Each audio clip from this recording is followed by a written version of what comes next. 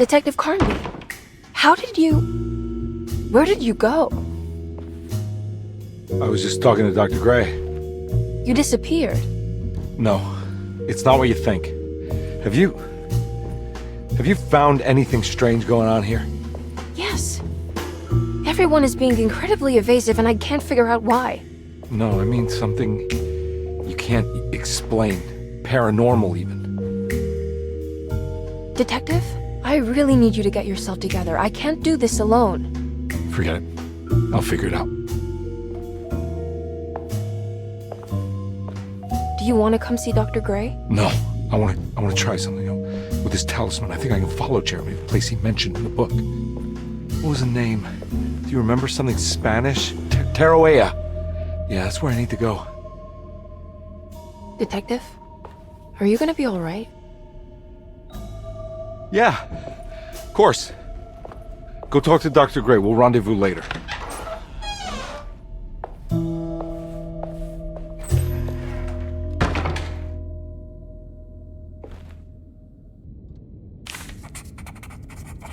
This talisman brought me back from the French Quarter in the blink of an eye.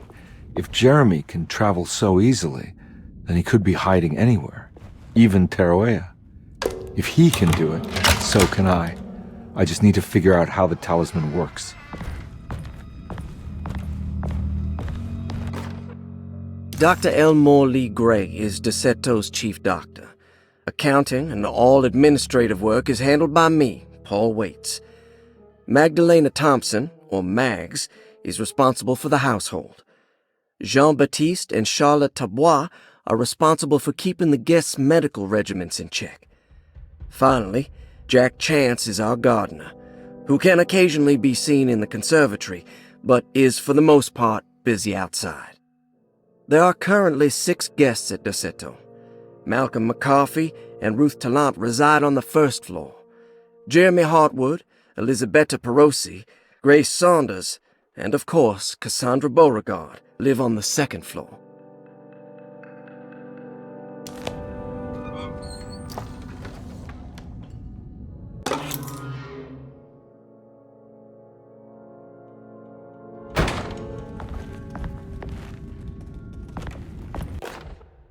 Paul, you're right about the plates on the boiler and the clock. They have been sabotaged, and I think I know who did it. They have something to do with Jeremy's episodes and how he seems to disappear at night. Right now, it's important that you keep an eye out for any of the pieces. I want to find out if I can repair the plates. Let me know if you find any of them. Lottie. Tell Lottie to take a look at the well in the kitchen garden.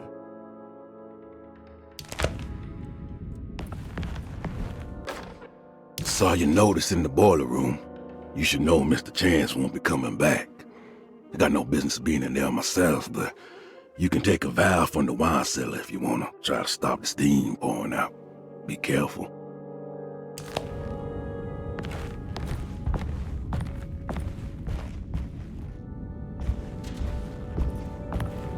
I need the key.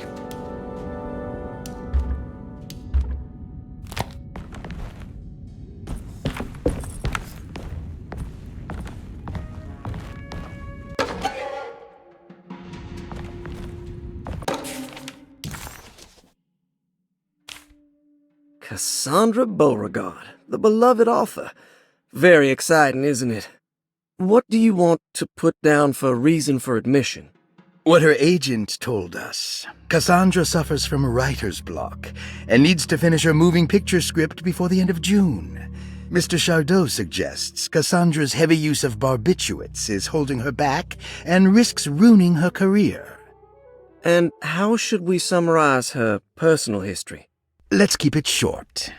Cassandra Beauregard is a beloved crime author who managed to pull herself out of poverty and into stardom. 5 years ago, she tried killing herself by jumping off a balcony. The incident left her a cripple and now relies heavily on her wheelchair. And for diagnostic impressions?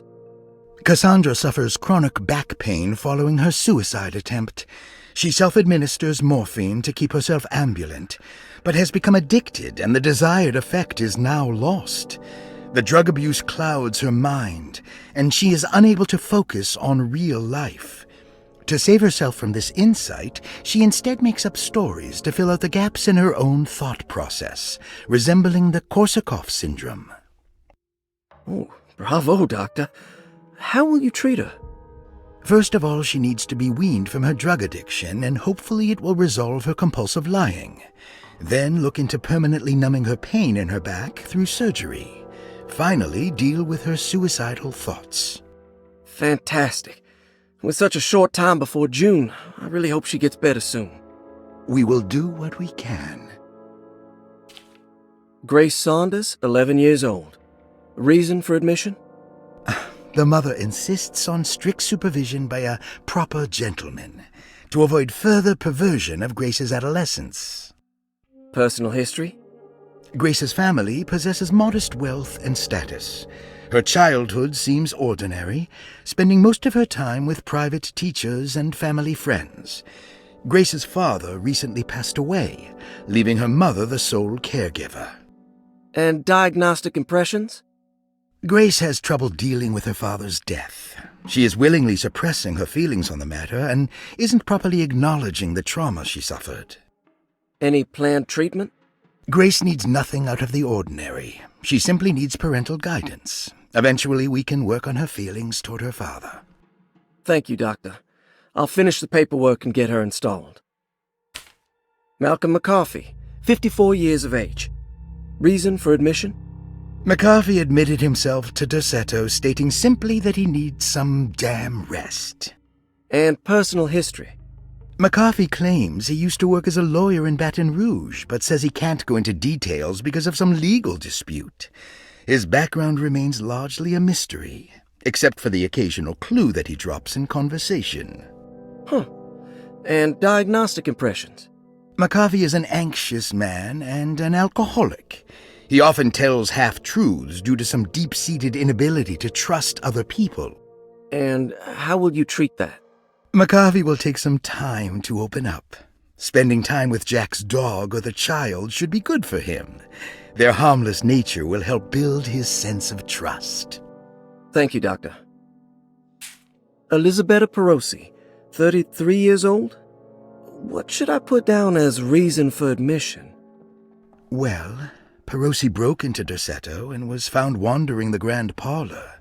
She was confused and suffered partial amnesia. She insisted she belonged here and offered to pay for her stay. Right. What do you make of her story? Perosi claims to have been a member of the Astarte artist colony some 20 years ago, a claim that seems contrafactual due to her young age. She looks to be and even thinks she is 33 years of age. That would make her a child at the time. It seems fair to say that Perosi's story is untrue, deliberately so or not. Diagnostic impressions? Do you have anything? Perosi's story is peculiar because she retracted her story about the artist colony. She no longer claims to be the same person as Elisabetta Perosi. However, my staff's research has confirmed there was a Perosi at that time who was in her early 30s. I suppose this case will take some time to investigate. How will you go about it? I wanted to contact the real Perosi, but it seems the whole colony disappeared one night. September 29th, 1915, during a hurricane. I will have to take it slow and figure out what this spell of impersonation could have been. Oh, I'm sure it will all clear up eventually. Thank you, Doctor. Ruth Talon, 29 years of age. Reason for admission?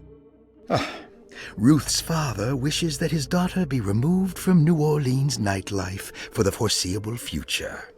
He fears that her overly free spirit is tarnishing the family's reputation. Sounds simple enough. Personal history? Ruth comes from considerable wealth. Her family owns several hotels and restaurants.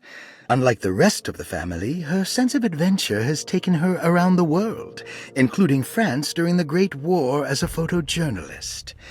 The last decade, she has provoked many rumors of being a debauched flapper, bordering on nymphomania.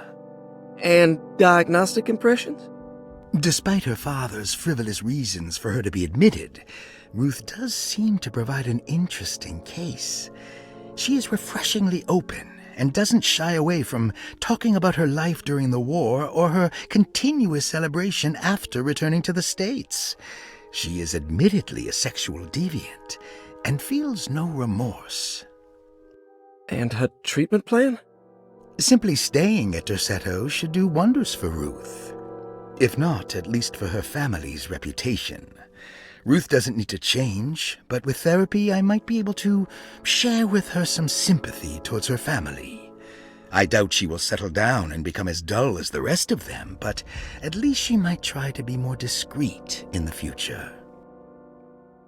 Looks like all the patients are accounted for, except for Jeremy. There's no way I can get into this thing. Better leave it alone.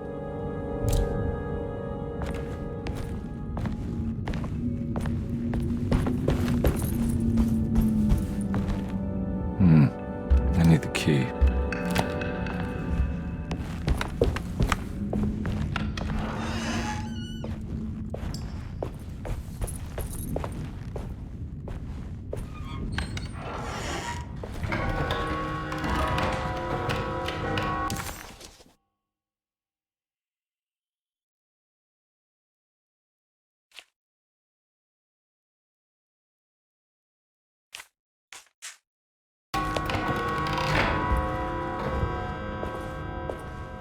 I'm not gonna walk out of this now. I need to help Emily save her uncle.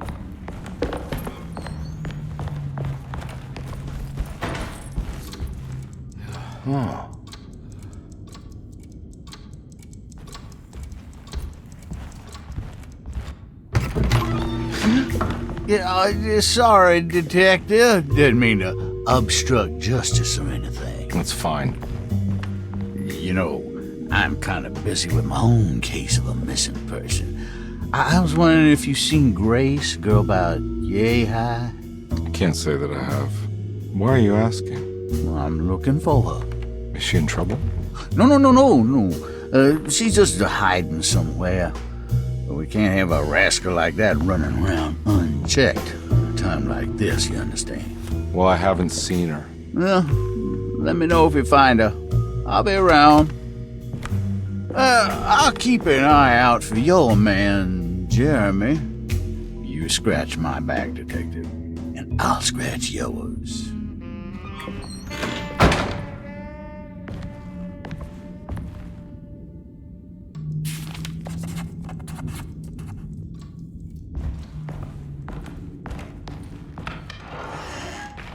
Looks like everything's back to normal here.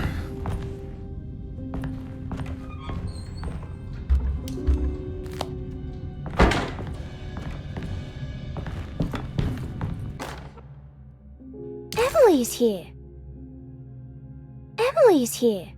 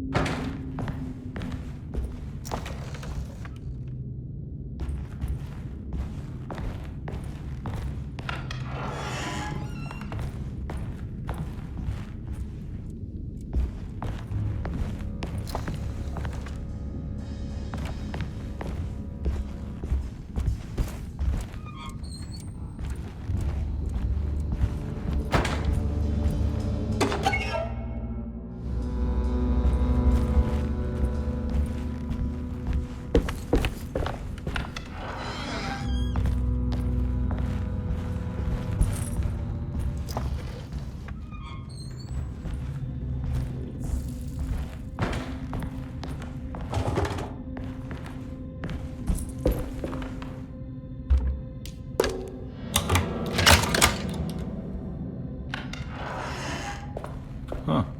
How eccentric. What are these symbols? Looks like alchemy or star constellations.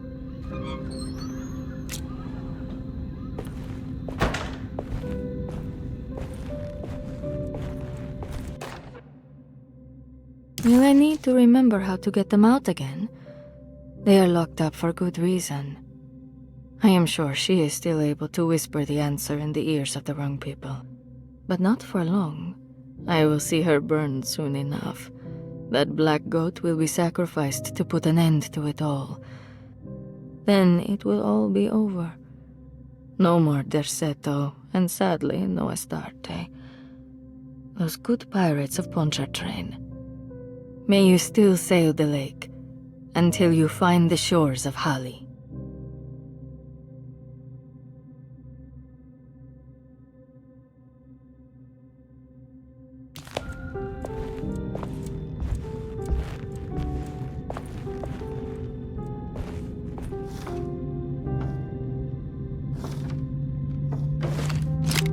These paintings got some grim-looking rot on them.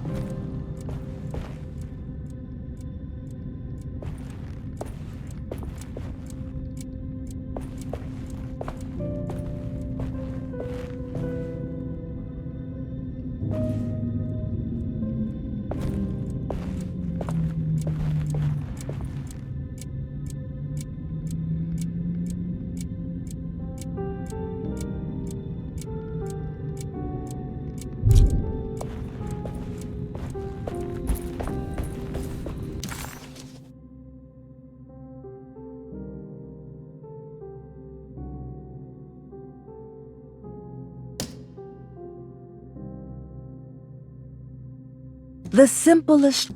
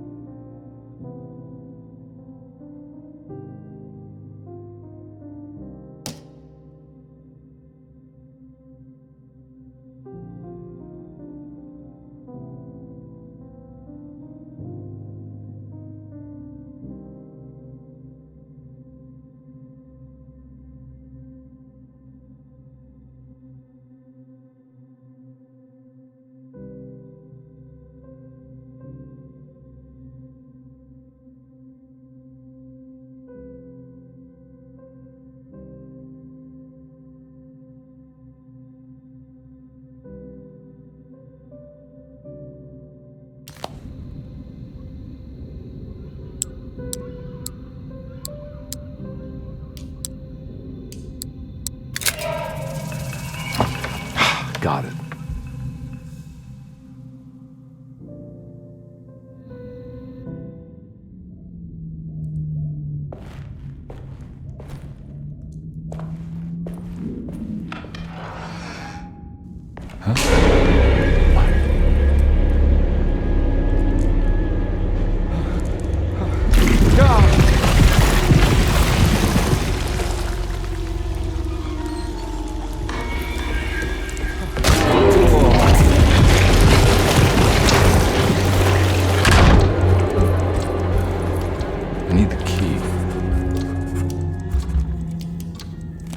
What happened?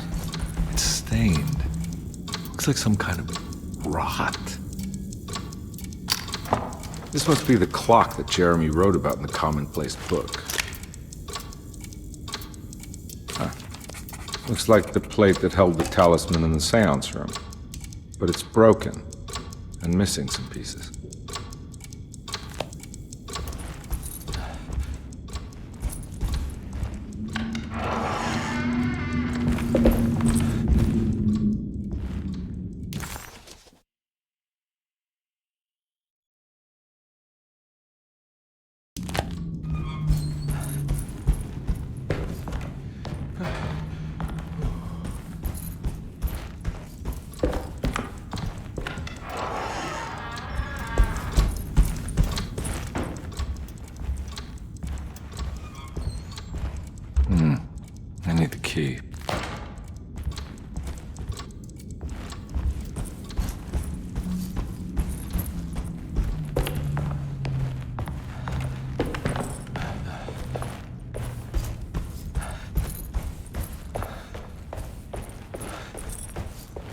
I need the key.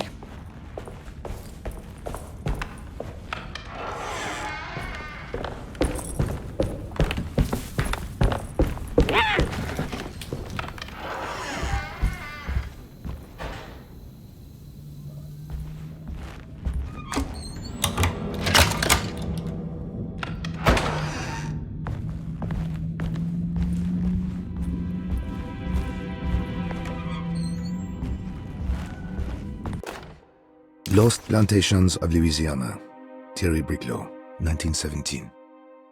Derceto was a small plantation on the eastern shore of Lake Pontchartrain.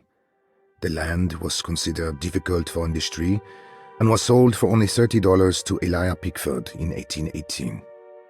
Pickford employed hundreds of workers from nearby New Orleans to clear the woods and build a small plantation mansion facing the lake with a striking Greek Revival temple facade. Derceto kept a modest production of Perique tobacco and indigo that persisted up till the Civil War. During the antebellum era, Derceto was the source of many rumors concerning voodoo and witchcraft. People who traveled the lake reported seeing people dance at night in front of bonfires, bleating and wailing. On June 17, 1862, Captain J.W. Norton of the Union Army recounts leading a raiding party from ships anchored in Lake Pontchartrain in order to seize control of Derceto and free the slaves working there. The captain was surprised to find the workers fighting back with unprecedented zeal. Norton's account describes these men and women as enraged with fanaticism. Pickford reportedly tried to placate the raiders, but was shot in the confusion. Captain Norton left the mansion burning and retreated to his ships with his men. Derceto was left in ruins for several decades. The ownership of the land was long disputed and returned to the Ledoux family in 1901. Several police reports were filed during the following years as the Ledoux tried to get rid of a camp of squatters on their land. The police made several visits to remove the trespassers, but the people kept returning. On November 1, 1907, Inspector Legrasse of the police charged a deadly attack in order to save several children kidnapped by the squatters. Many were killed, and even more were jailed. The following year, Ledoux rebuilt Derceto, incorporating the surviving stone foundation and adding a magnificent wrought iron conservatory. The farmland had been reclaimed by the surrounding woods, so it was no longer profitable to use as a plantation. Instead, the house was turned into an artist's colony. The Astarte Artist Colony was a successful group of artists, including figures such as painter Heinrich Cassel and poet Nora Keith. The group was also known for their beloved Mardi Gras crew called the Pirates of Pontchartrain. On September 29, 1915, a tropical hurricane tore through Louisiana, causing Lake Pontchartrain to flood New Orleans. Due to the remote location of Derceto, it took almost 2 weeks for outsiders to learn that the artist's colony was abandoned. The 12 residing artists had all vanished without a trace. The empty mansion of Derceto still stands on the shore of Lake Pontchartrain, with much of its temple facade intact. The Ledoux family currently has no intention of repairing the house.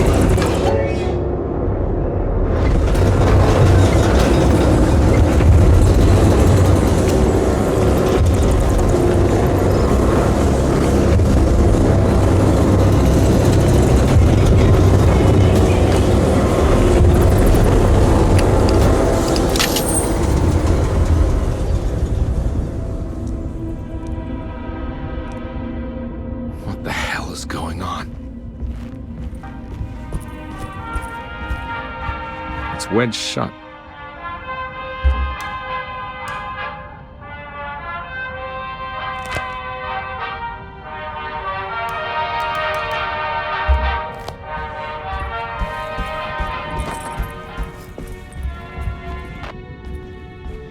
Ooh.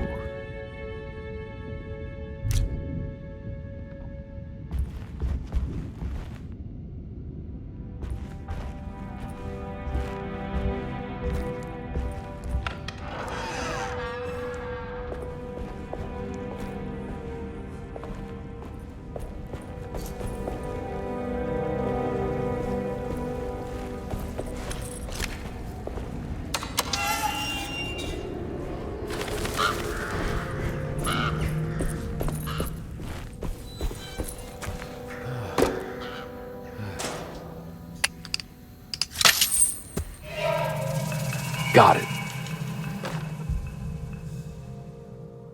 Okay.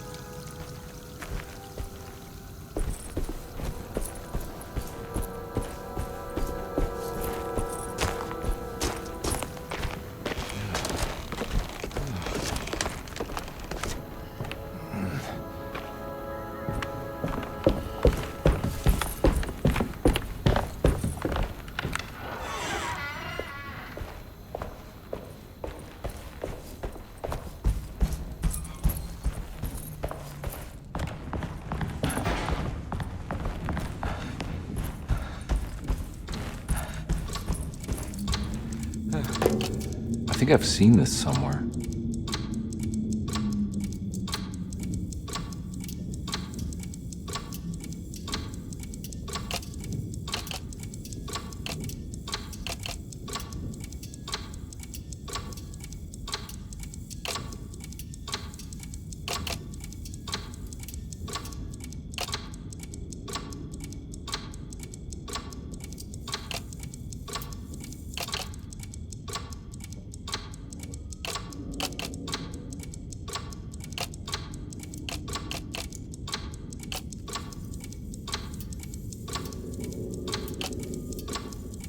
There was something in the commonplace book about this.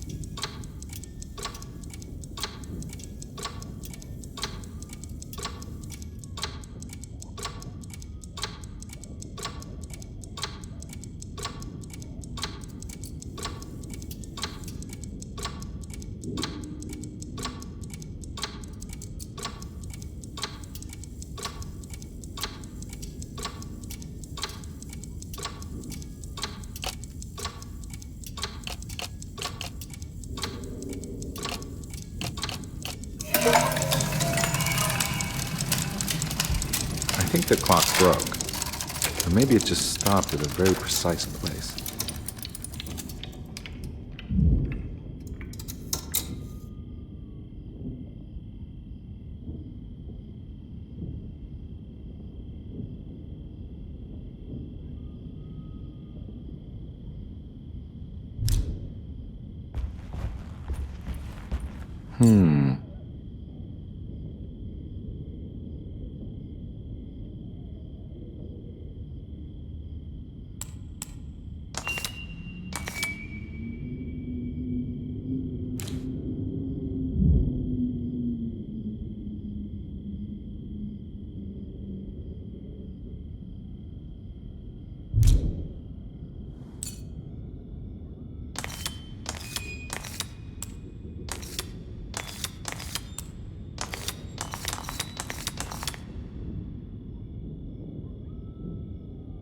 There's a picture in the black glass. It's showing me something.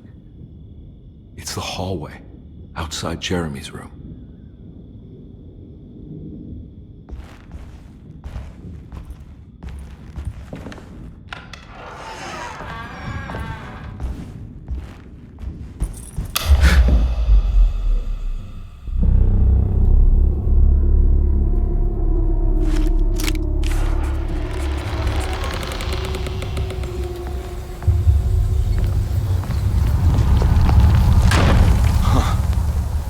Made it.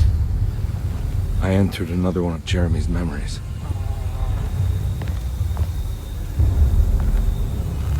Ugh.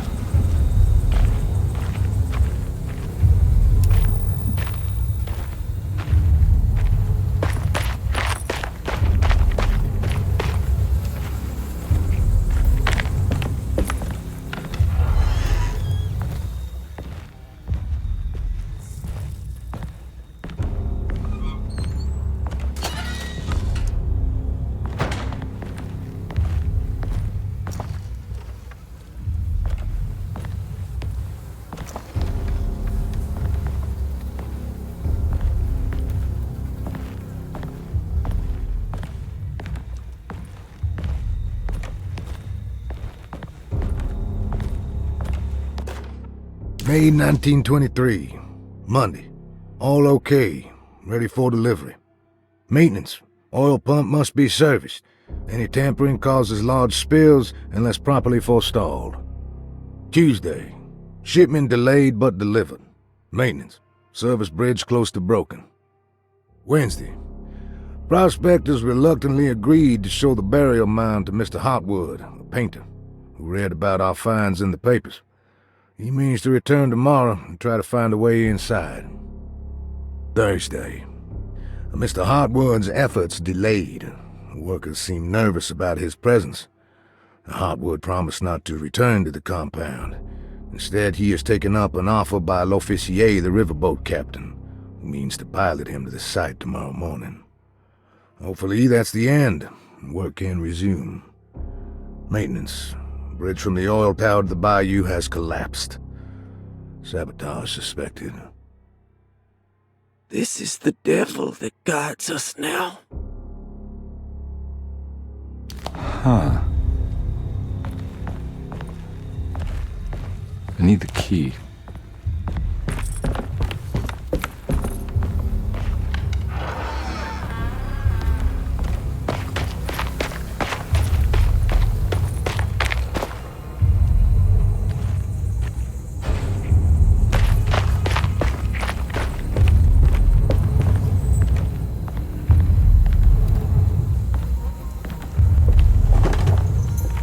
Locked.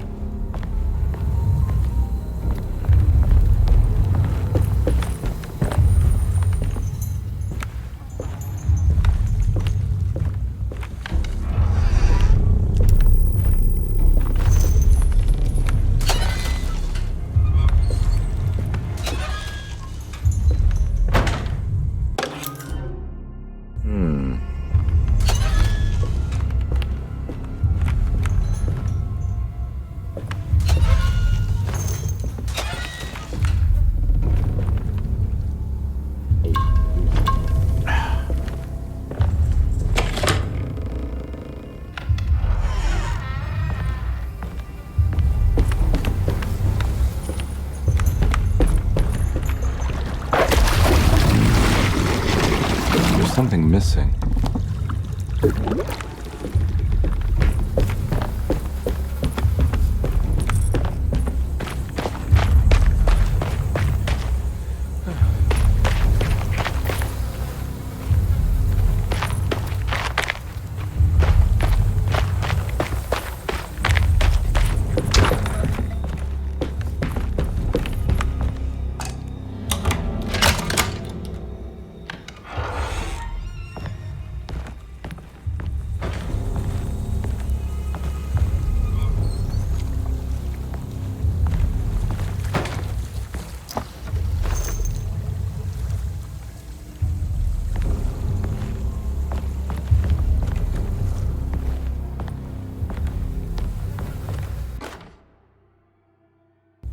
Got it.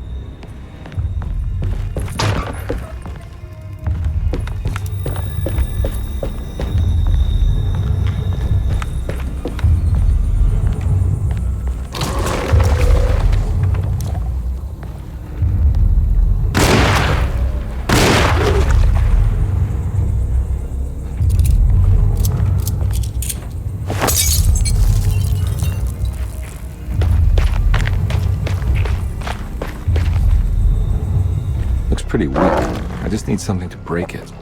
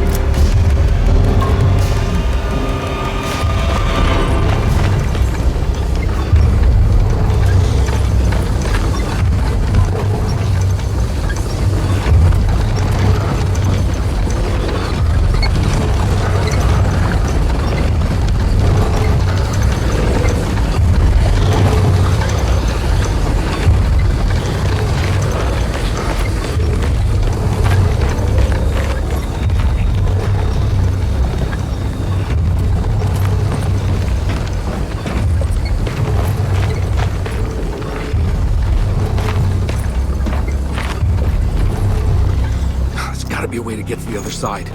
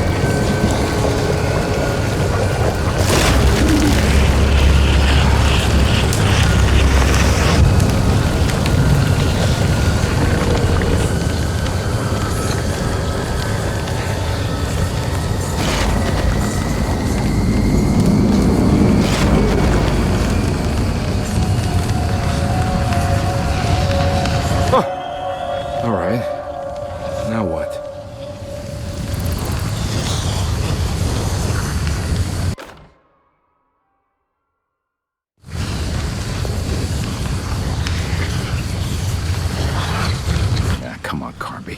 Wouldn't you rather fall to your death than...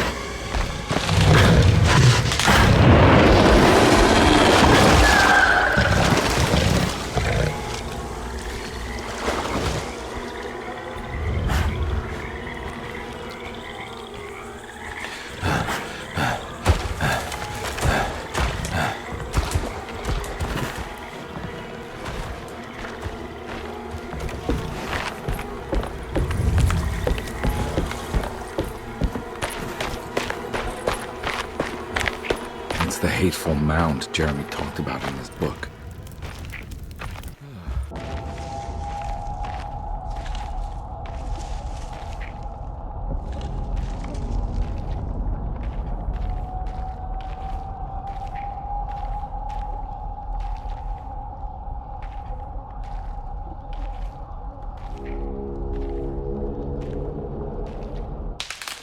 Don't come any closer. I'm armed. Get that thing out of my face. Who are you? What are you doing here? I'm just a detective trying to find something called Teruea. You're after Jeremy too? Why? I'm working for his niece. She wants to make sure he's alright. He might be unharmed, but far from alright. He's a curse upon Derceto. Here we go again. What?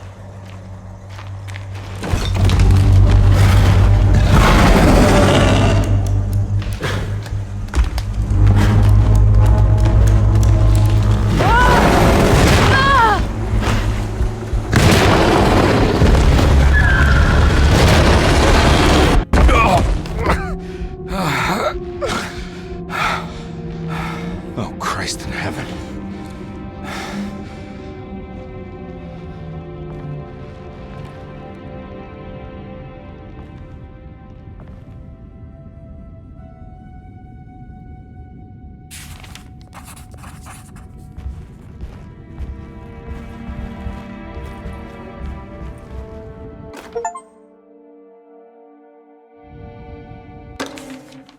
Reflections on the Power of the Verb in Certain Texts by Juan Luis Jorge.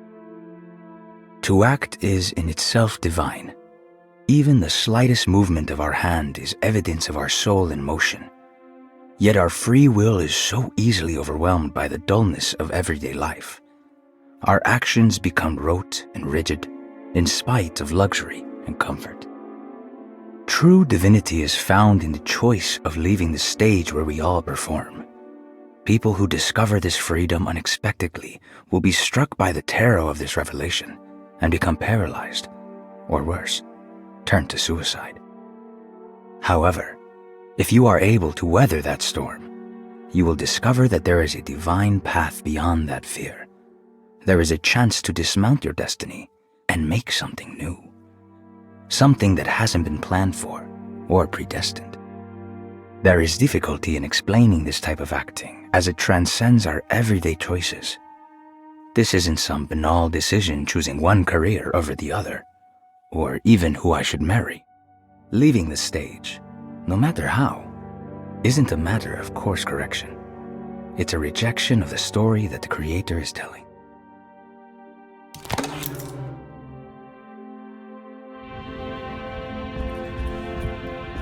Ooh.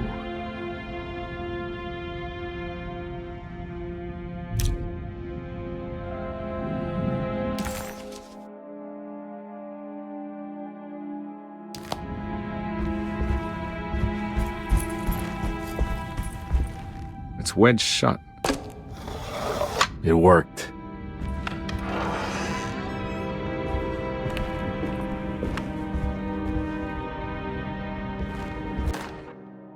The Barlow lens. Instructions. To double the magnification of your telescope, simply fit this Barlow lens to your instrument. Then operate the fine tuners to adjust the distance between your lenses. This is easily done while looking through your eyepiece.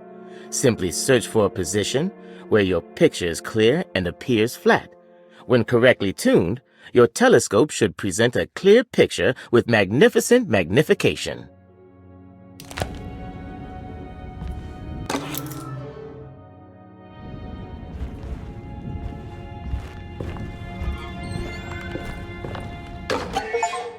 What's this?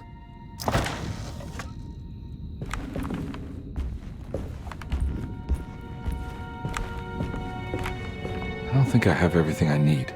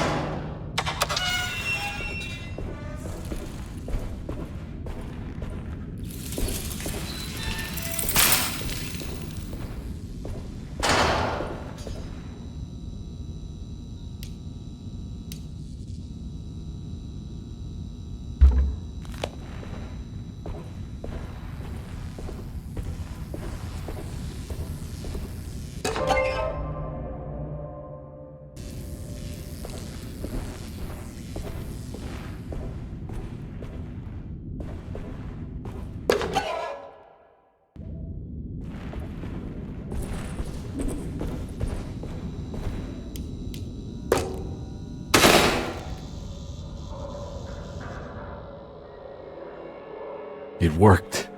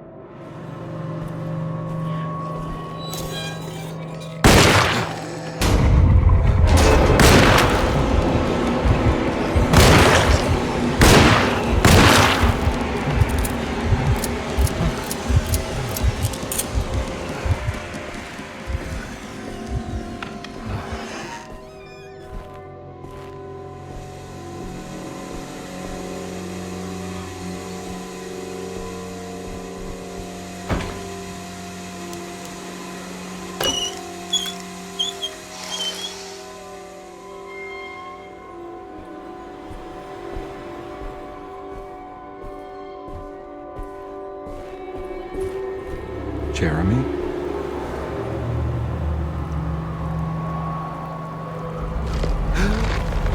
What the hell is going on?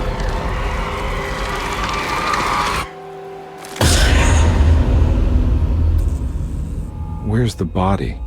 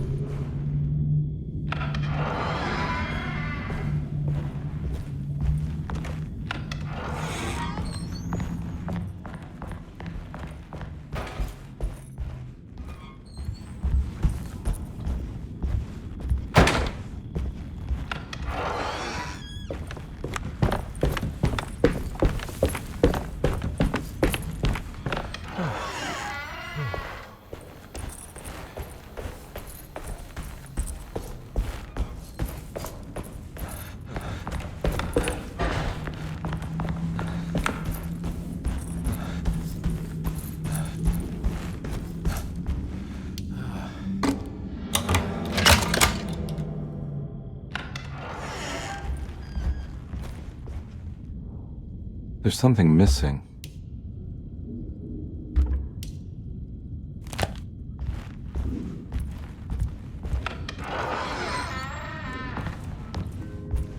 This must be that kid's room. What? Don't you worry, Grace. Go play your game, bleat and bellow with the others. I won't be jealous. There will be more masquerades. However, I would love it if you would finish my mask for the feast. With love, Ruth.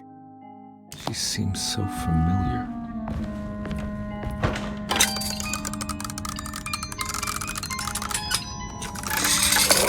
Huh.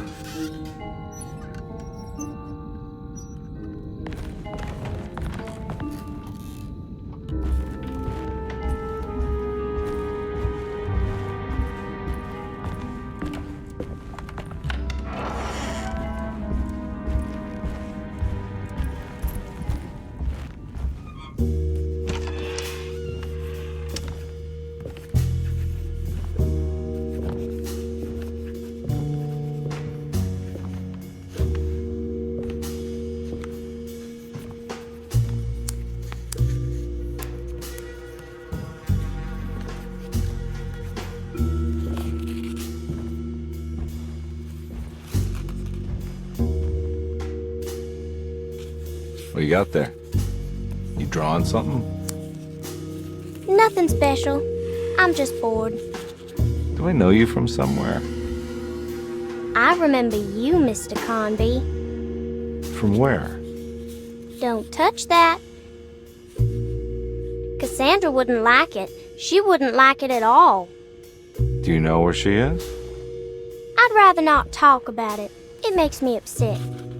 Besides, she'll be back after the Feast of St. John. You think? Yup. It's all on the page, Mr. Carnby. And many of them that sleep in the dust of the earth shall awake, some to everlasting life, and some to shame and everlasting contempt. All right. I'm gonna go now, if that's okay. I don't like to stay too long in the same place. Mr. McCoffey might find me. Hey. Is he mean to you? Not everyone needs to be saved, Mr. Carnby. You should know that by now.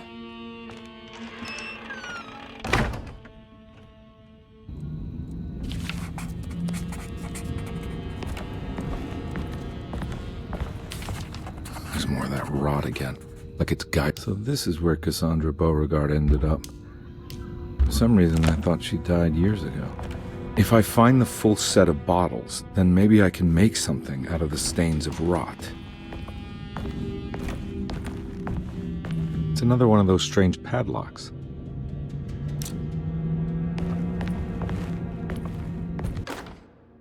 Miss Beauregard, I picked up your medicine at the post office today. As you understand, it needs to be administered by the orderlies for your safety. I've put the box in Lottie's room for now, and I'm sure she will find you as soon as possible. Mr. Waits.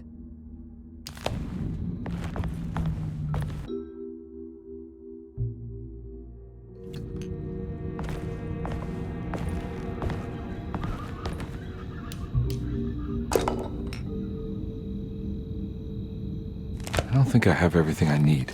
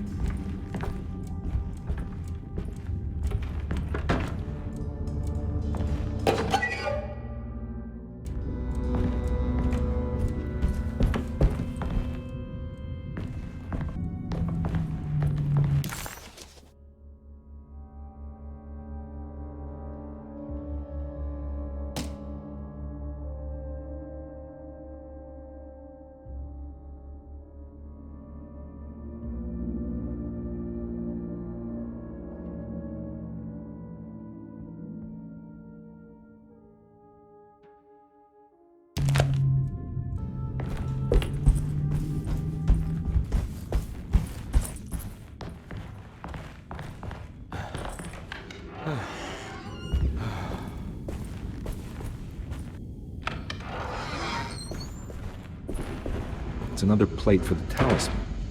Like the other one, it's broken and missing some pieces.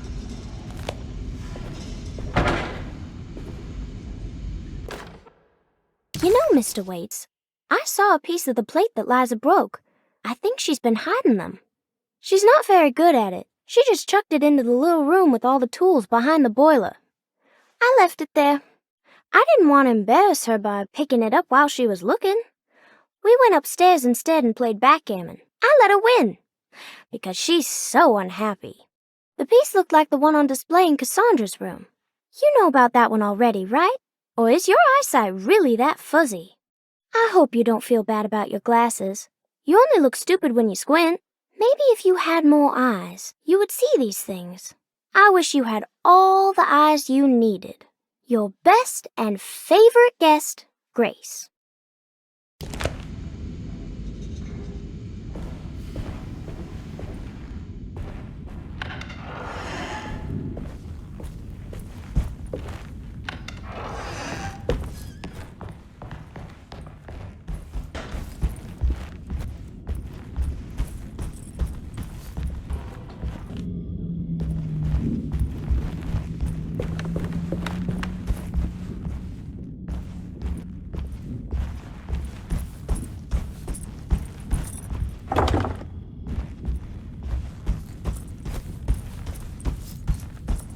It's wedged shut.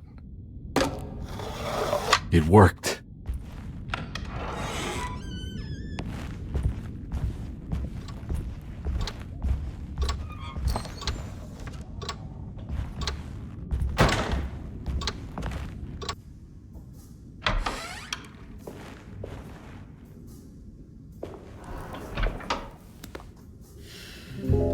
Detective Carnby, how good of you to come. Let me pour you a drink. What happened here? This place looks like it was hit by a bomb. Welcome to the madhouse, Detective. Thanks. Did the ceiling just collapse? I heard it was something in the attic, something that was supposed to happen but didn't. How that could have such consequences is beyond me. The truth is, I don't know why the room looks like this. But I bet your friend Jeremy does. You know where I could find him? Oh, somewhere in his past, I suppose. He keeps going on about that mysterious dark man. I think he is hiding from him. Or maybe he's with him. I can't really keep up. I don't worry much. Take a look around this room. You may think it looks spectacularly devastated, but I just think it's finally found its stride. It fits perfectly with the state of this place and its loonies. The same goes for the nonsense with Jeremy. In my eyes, we finally managed to match the wild ride inside all of us. Well, I'm happy you find the evening so harmonious. I hope you don't mind me setting things right. Jeremy's business, that is. This room looks beyond my capabilities. Good luck, Detective. Hope to see you again soon. Yeah. Evening, miss.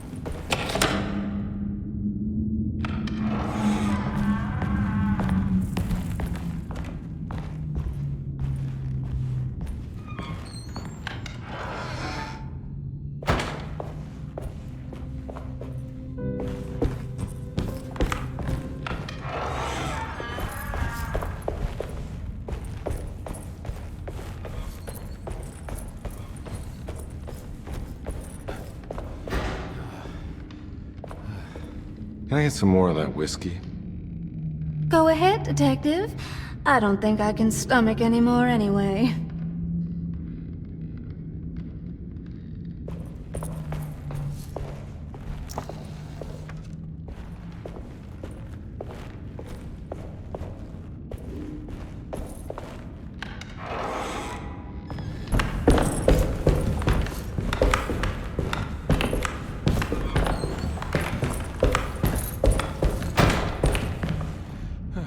I need the key.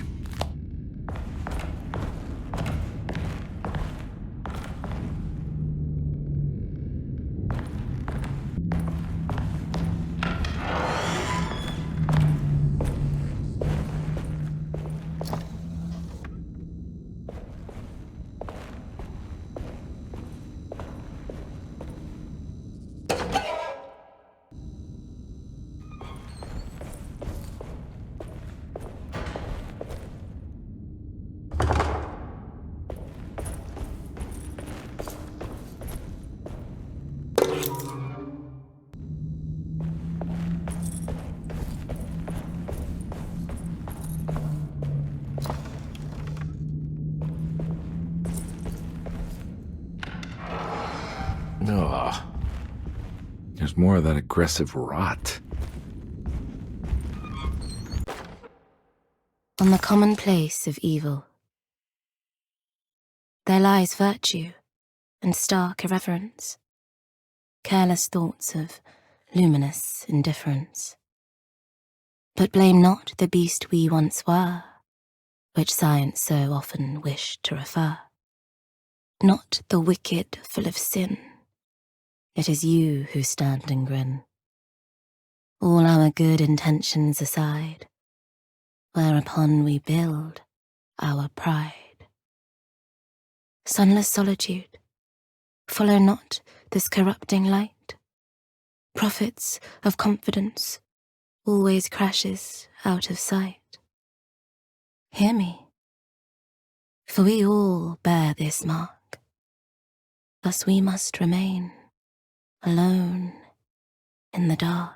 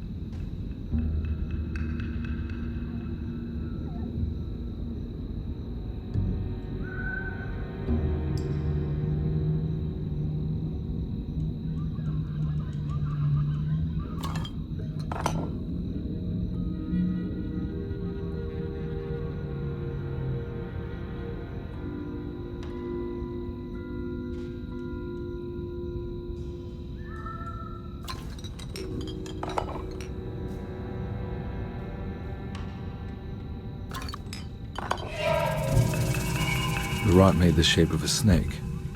There must be something important to find here. Maybe it has something to do with the numbers on the labels.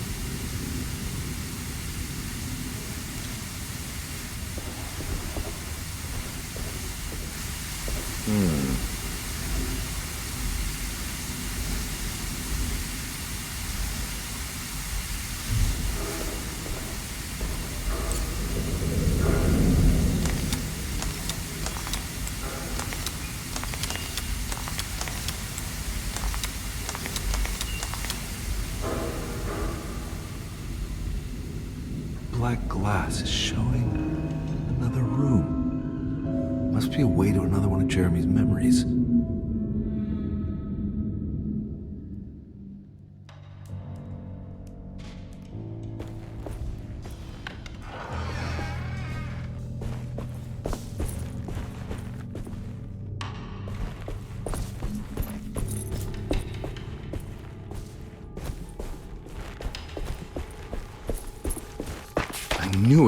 I knew it would work.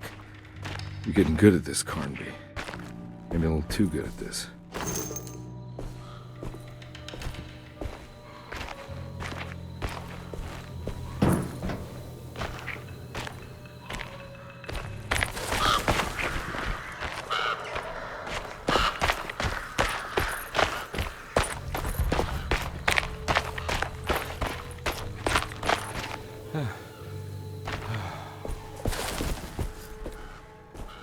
Hartwood's family crypt. Emily's family must have deeper roots in New Orleans than I thought. I figured she was a Yankee like me.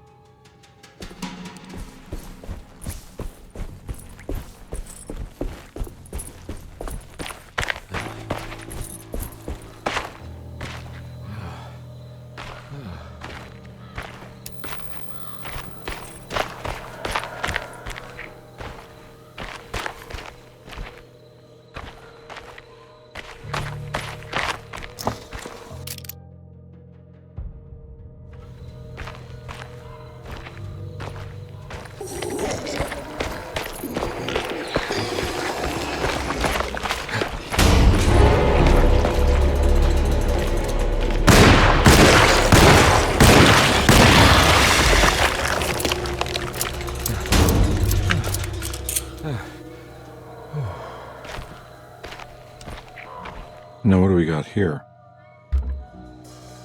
There's something missing.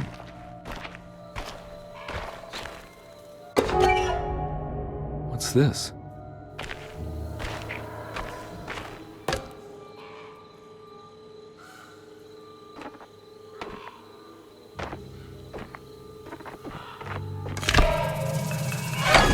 Got it.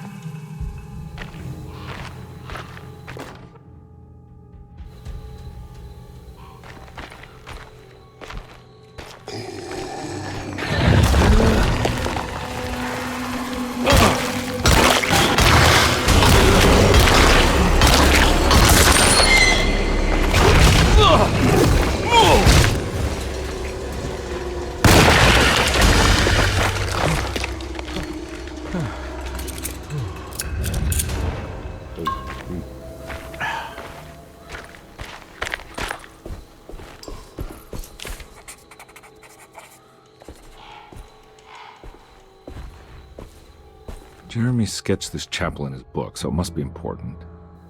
Looks like I'll need more medallions to open it, though. I don't think I have everything I need.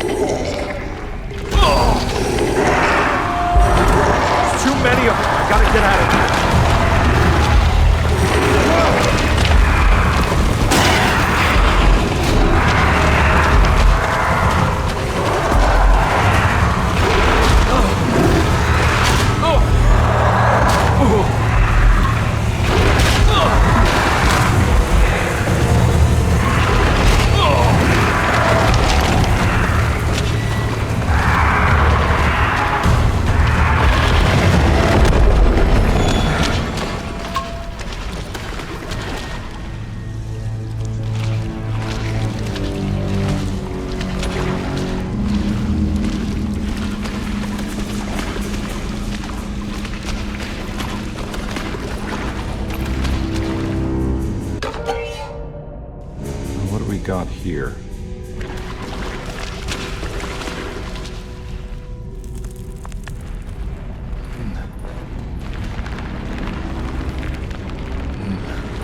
Huh.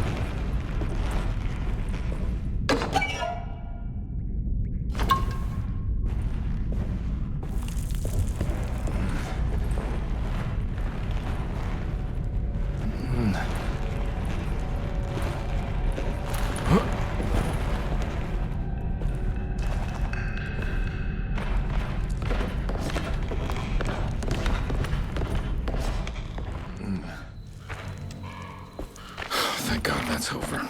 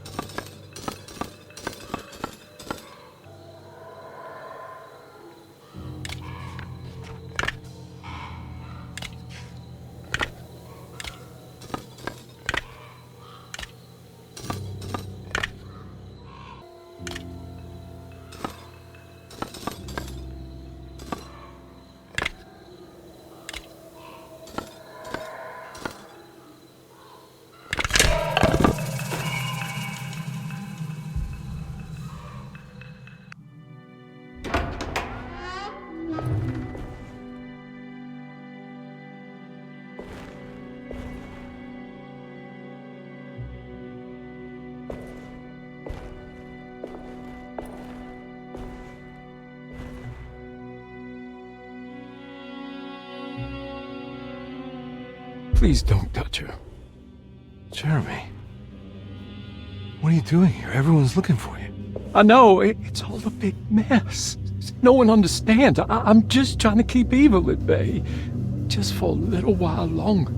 You've got to come back with me. Your niece is waiting at Derceto. Emily? Why would you... My letter.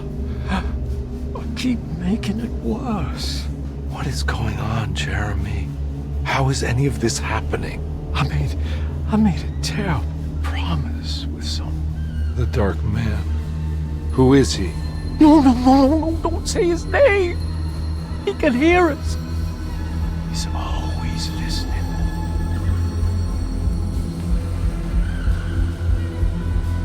Jeremy, I need to understand what is going on. I promised him everything. When the sun rises, I will be chained in his sunken desert temple for an eternity. But at least the evil about to awaken in Derceto won't harm anyone outside of that cursed place. You're acting crazy, Jeremy. I want to help. There's nothing you can do. Then what's all the business about Tarawea? Why did you want to go there? I can't go there. I'm not allowed. But you wanted to. Can I go? Tell me, will it help me to break your pact? Is there something there that would help? Why would you give me hope? That's so cruel. Okay, sounds like we're onto something here. What should I— Look out! Behind you! Run! Don't let him take you!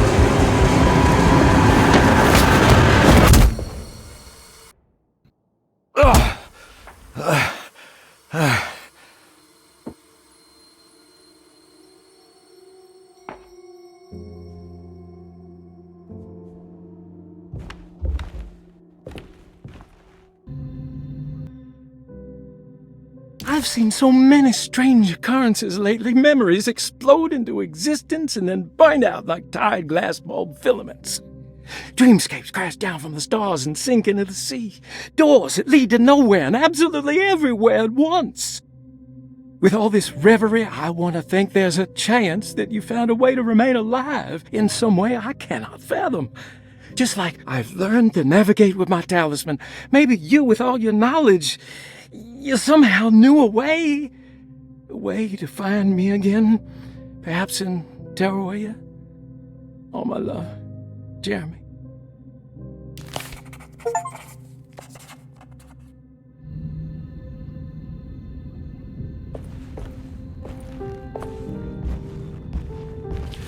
She's dead. No matter how she died, she looks peaceful now.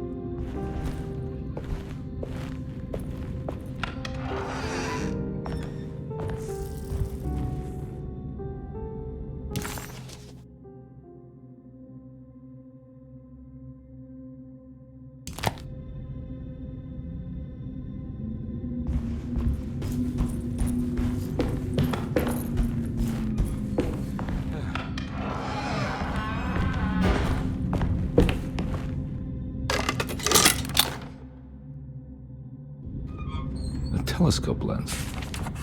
Why would he lock that up?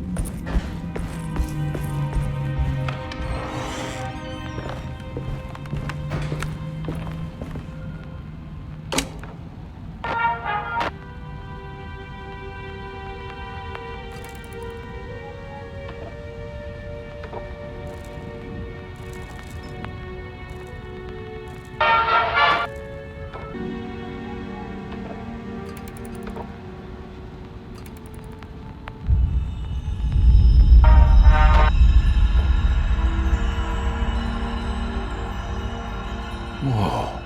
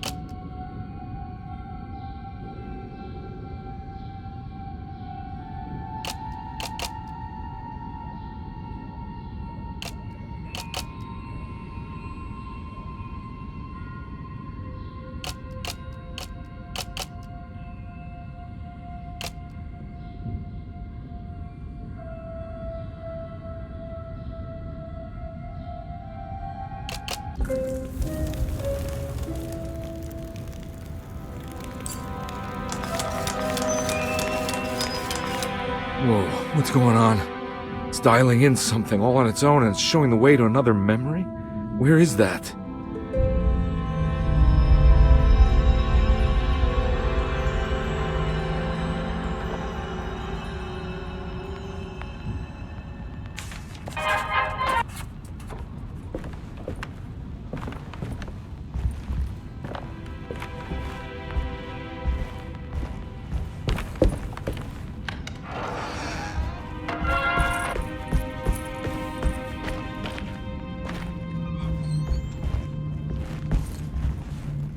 Now we're talking.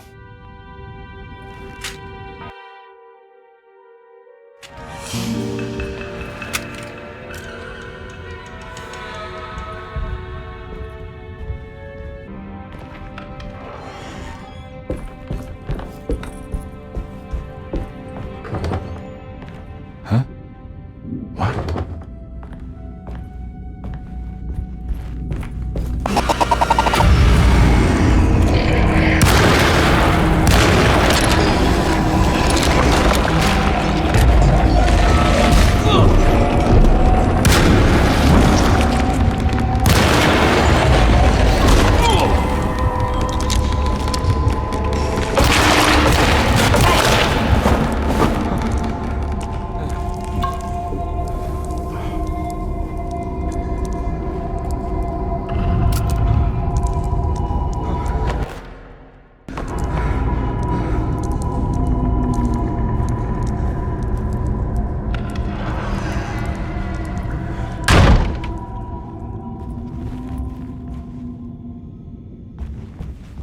Oh.